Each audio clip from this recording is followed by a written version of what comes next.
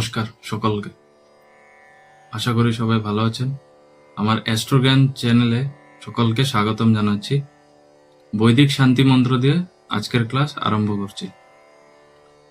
ওম শ্রী গুরুভ্যো নমঃ। হরি ওম। সহনা ভবতু সহনৌ ভুনক্তু সহ বীর্যং করবাবহৈ তেজস্বিনাবধীতমস্তু মা বিদ্বিষাবহৈ। ওম শান্তি শান্তি শান্তি। হরি ওম তৎসৎ। শ্রী প্রণবানন্দার্পণমস্তু। আচ্ছা, আজকে আমরা শিখব গ্রহ কোন কোন ঘরে, রাশি নয় কিন্তু, কোন কোন ঘরে মানে কোন কোন হাউসে দিকবলি হয়, মানে ডাইরেকশনাল স্ট্রেংথ পায়। ঠিক আছে, এটা শিখবো আজকে। আর কোন কোন রাশিতে উচ্চ হয় মানে এক্সল্টেড হয়, আর কোন কোন রাশিতে নিচস্থ হয় মানে ডেবিলিটেটেড। ঠিক আছে, তাহলে ডাইরেকশনাল স্ট্রেংথ দিয়ে আরম্ভ করি। এই চার্টটা তো দেখতে পারছেন আপনারা সকলে।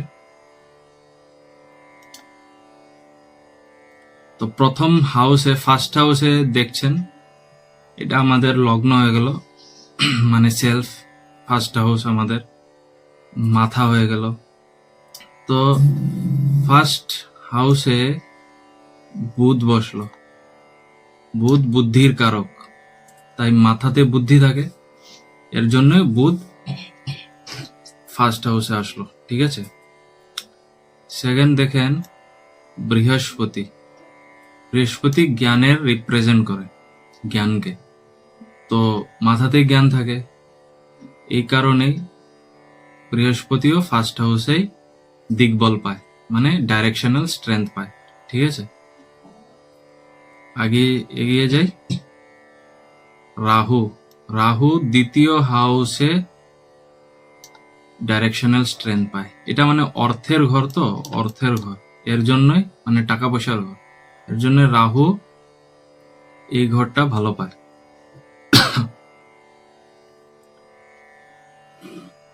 থার্ড হাউস এমন করে, থার্ড হাউস হয়ে গেল পরাক্রম, শক্তির ব্যাপার হয়ে গেল। তো তারপর ট্রেভেল, ছোট মোটো যাত্রা হয়ে গেল। তো রাহু এসব করতে ভালো পায়, মানে মজ মস্তি, এইসব ফান এলিমেন্ট। তো এর জন্য রাহু থার্ড হাউসে দিকবল পায়। তেমনি Ketu fourth house. Fourth house Ketu, কারণ আমরা যে আগের ভিডিওতে শিখেছিলাম, এটা ধর্ম, এটা অর্থ, এটা কাম, এটা মোক্ষের ঘর। তাই মোক্ষের ঘর যেহেতু, এর জন্য কেতু 4 নম্বর ঘরে ডাইরেকশনাল স্ট্রেংথ পায়। ঠিক আছে, এইভাবে করে চন্দ্রদেব চতুর্থ ঘরেই দিকবল পায়। চতুর্থ ঘর আমাদের মনকে রিপ্রেজেন্ট করে। আবার এই বাড়ি ঘর, বাহন, এইসবও হয়ে যায় এই ঘর থেকে আমরা দেখি যেহেতু। তো এর জন্য চন্দ্র এই ঘরে দিকবল পায়। ঠিক আছে, বা মাতারও ঘর হয়ে গেল, তো চন্দ্র মাকেও রিপ্রেজেন্ট করে, এর জন্যই চতুর্থ ঘর এই চন্দ্রদেব দিকবল পায়। নেক্সট শুক্র।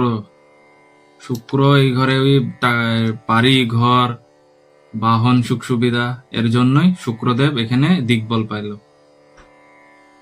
আবার রাহু 6th হাউসে মানে 6 নম্বর ঘরে দিকবল পায়। এই ঘর হয়ে গেল সেই রোগ, ঋণ, দুর্ঘটনা, শত্রু, মামলা, মোকদ্দমা, এইসব ভালো পায় রাহু। রাহুর এক্সপার্টির জায়গা, মানে এগুলো মানে দিবে না। এগুলো যদি মানে খারাপ ভাবে যদি বসে বা শত্রু রাশিতে বসে, এইগুলো আগামী ভিডিওতে এগুলো আলোচনা করব আমরা, মানে যখন প্লেসমেন্ট নিয়ে যখন আলোচনা করব তখন এইসব নিয়ে কথা বলবো। এখন শুধু জেনে রাখেন যে রাহু 6th হাউসে বসলে দিকবল পায়, মানে ডাইরেকশনাল স্ট্রেংথ পায়, মানে ফেভারেবল এরিয়া হয়ে গেল তার জন্য। ঠিক আছে, তেমনি শনিদেব 7 নম্বর ঘরে দিকবল পায়, ডাইরেকশনাল স্ট্রেংথ পায়।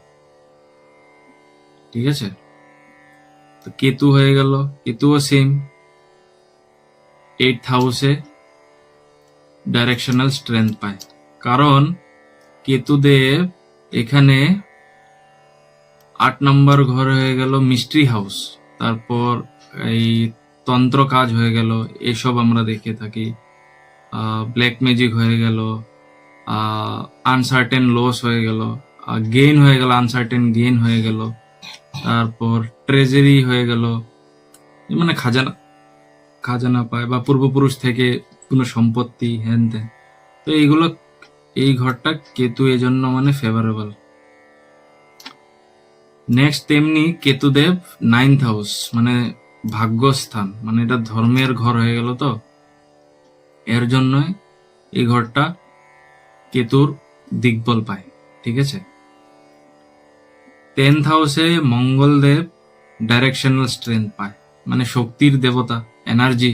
এনার্জি কোথায় দেখাতে পারবে মানুষ একজন যদি দেখায়, তাহলে কোথায় দেখাতে পারবে? এই নিশ্চয়ই কাজের জায়গায়, মানে কিছু কাজ করবে, সেটা দিয়ে তার শক্তির প্রদর্শন করবে। এর জন্য মঙ্গল এখানে দিকবল পায়, ঠিক আছে। তেমনি সূর্যদেবও সেম, এই জায়গায় দিকবল পায়, ঠিক আছে। রাহুদেব তা আবার সেম দিকবল পায় এখানে, কাজের জায়গায় সেম। আর 12 নম্বর ঘরে 12th হাউসে দিকবল পায় কেতু। এটা কিন্তু আমরা সব যে কথা বললাম এগুলো 1st house, 2nd, 3rd house, 4th, 6th, 7th, 8th, 9th, 10th and 12th।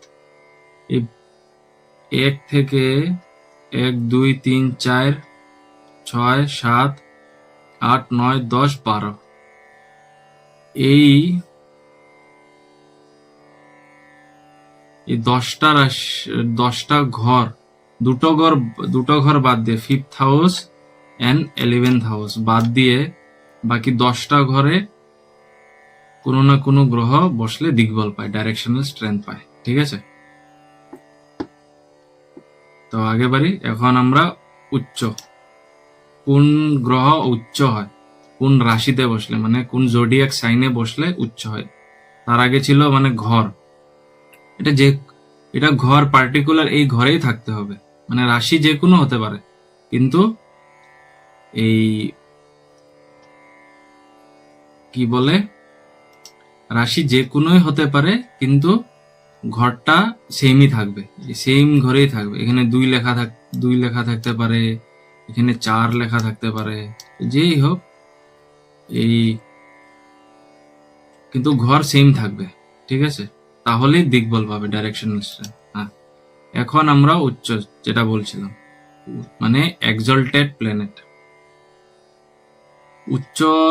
উচ্চ আর নিচস্তর ডেফিনেশন যদি আমরা দেই, উচ্চ হয়ে গেল মানে কমফোর্ট জোন, যেটা বলে আমাদের কমফোর্ট জোন।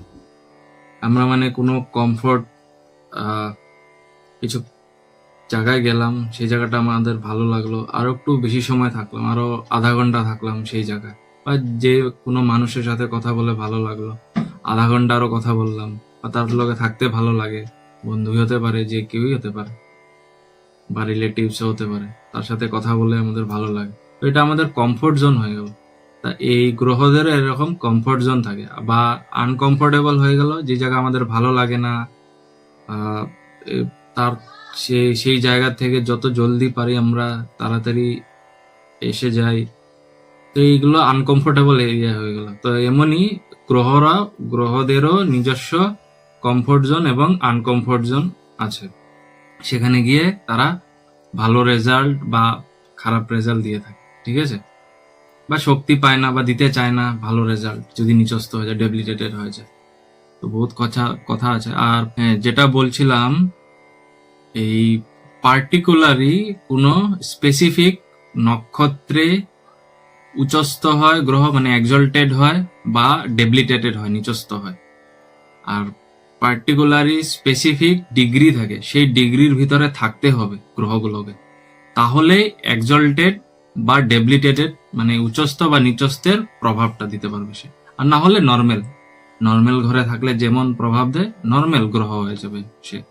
মানে নর্মাল প্রভাব দিতে পারবে, পাওয়ার থাকবে না, ওই নর্মাল পাওয়ার যেমন আমরা ধরি। ঠিক আছে, তো বলে দিই তাহলে এক মানে মেষ রাশি, মেষ রাশিতে সূর্যদেব উচ্চস্থ হয় মানে এক্সল্টেড হয়। ঠিক আছে, বৃষ রাশিতে চন্দ্রদেব এক্সল্টেড হয় এবং রাহু দেবও সাথে এক্সল্টেড হয়। মিথুন রাশিতে রাহু দেবতা আবার এক্সল্টেড হয় মানে উচ্চস্থ হয়। কর্কট রাশিতে দেবগুরু বৃহস্পতি এক্সল্টেড হয় মানে উচ্চস্থ হয়। ঠিক আছে, 6 নম্বর মানে কন্যা রাশিতে বুধদেব উচ্চস্থ হয় এবং 7 নম্বর রাশিতে মানে তুলা রাশিতে শনি উচ্চস্থ হয়। 8 নম্বর সাইনে মানে বৃশ্চিক রাশিতে কেতুদেব উচ্চস্থ হয় এবং আবার ধনু রাশিতে কেতুদেব উচ্চস্থ হয়। মকর রাশিতে মঙ্গলদেব উচ্চস্থ হয় এবং মীন রাশিতে শুক্রদেব উচ্চস্থ হয়, এক্সল্টেড হয়। ঠিক আছে, এগুলো 1, 2, 3 যেরকম রাশিগুলো জোডিয়াক সাইন, কারোর এখানে 2 লেখা থাকতে পারে, 3 লেখা থাকতে পারে, 4 লেখা থাকতে পারে বা 5 লেখা থাকতে পারে, কথার কথা। তো সবার লগ্ন তো আলাদা হয়। সাপোজ 2 যদি লেখা থাকে মানে বৃষ লগ্ন হয়ে গেল, তখন চন্দ্র এখানে যদি থাকে বসে, চন্দ্র বা রাহু দেবতা এখানে যদি বসে থাকে, তাহলে এরা দুজন উচ্চস্থ হয়ে যাবে। ঠিক আছে, তেমনি করে আমাদের এইভাবে প্রেডিকশন গুলো করতে হবে। ঠিক আছে, এগুলো আগে আমরা জানতে পারবেন যে কিভাবে প্লেসমেন্টের উপরে কথা বলে যে প্রেডিকশন গুলো আমরা দিয়ে থাকি। ঠিক আছে, এখন আমরা নিচস্থ প্ল্যানেটের এগুলো দেখব যে কোথায় কোথায় নিচস্থ হয়। শনিদেব মেষ রাশিতে নিচস্থ হয়, মানে আগে সূর্যদেব মেষ রাশিতে ছিল, এখন তুলা রাশিতে সূর্যদেব নিচস্থ হয়ে গেল। মানে 7 নম্বর ঘরে যেই রাশিতে উচ্চস্থ হবে মানে এক্সল্টেড হবে, তার অপোজিট 7 নম্বর ঘরে সে নিচস্থ হয়ে যাবে। ঠিক আছে, এটা নিয়ম, পরাশর ঋষি পরাশরে বানিয়েছে, আমার বানানো নিয়ম না বা কোনো অ্যাস্ট্রোলজারের বানানো নিয়ম না। ঠিক আছে, তো তেমনি বৃষ রাশিতে কেতুদেব নিচস্থ হয় এবং মিথুন রাশিতে কেতুদেব আবার নিচস্থ হয়। 4 নম্বর কর্কট রাশিতে মঙ্গলদেব নিচস্থ হয় এবং কন্যা রাশিতে শুক্রদেব নিচস্থ হয়। তুলা রাশিতে সূর্যদেব নিচস্থ হয়। বৃশ্চিক রাশিতে রাহু এবং চন্দ্রদেব আর রাহু ছিল বৃষতে। 1, 2, 3, 4, 5, 6, 7 দেখেন 7 নম্বর করে অপোজিট দেখেছেন। আবার 9 ধনু রাশিতে আবার রাহুদেব নিচস্থ হয়। মকর রাশিতে দেবগুরু বৃহস্পতি এবং মীন রাশিতে বুধদেব নিচস্থ হয়। ঠিক আছে, তাহলে আমরা আজকে শিখলাম যে কোন কোন ঘরে মানে কোন কোন হাউসে 12টা হাউসের মধ্যে কোন কোন গ্রহ ডাইরেকশনাল স্ট্রেংথ পায় মানে দিগ্বল পায়, এটা শিখলাম। 2 নম্বর কোন কোন রাশিতে গ্রহগণ উচ্চস্থ হয় মানে এক্সল্টেড হয়। আরেকটা শিখলাম কোন কোন গ্রহ কোন কোন রাশিতে নিচস্থ হয় মানে ডেবিলিটেটেড হয়। ঠিক আছে, নেক্সট ভিডিওতে আমরা শিখব এই উচ্চস্থ এবং নিচস্থের মানে এক্সল্টেড এবং ডেবিলিটেশনের স্পেসিফিক কোনো ডিগ্রি বা কোন নক্ষত্রে থাকলে উচ্চস্থ বা নিচস্থের রেজাল্ট দিবে সে। যদি সেগুলোর বাইরে চলে যায় তাহলে সে দিতে পারবে না তার এক্সল্টেডের ফল বা নিচস্থের ফল। ঠিক আছে, আজকের জন্য এতটুকুই। ভালো থাকবেন, সুস্থ থাকবেন, ধন্যবাদ।